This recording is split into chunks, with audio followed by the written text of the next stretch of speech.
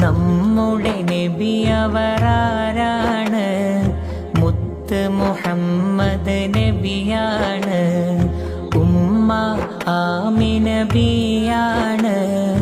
അബ്ദുള്ള ഉപ്പയുമാണ്. നമ്മുടെ നബി അവരാരാണ്? മുത്ത് മുഹമ്മദ് നബിയാണ്. ഉമ്മ ആമിന ബിയാണ്.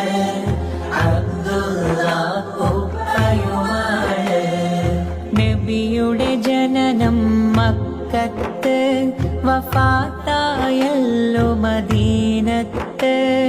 നബിയുടെ ജനനം മക്കത്ത്, വഫാത്തായല്ലോ മദീനത്ത്.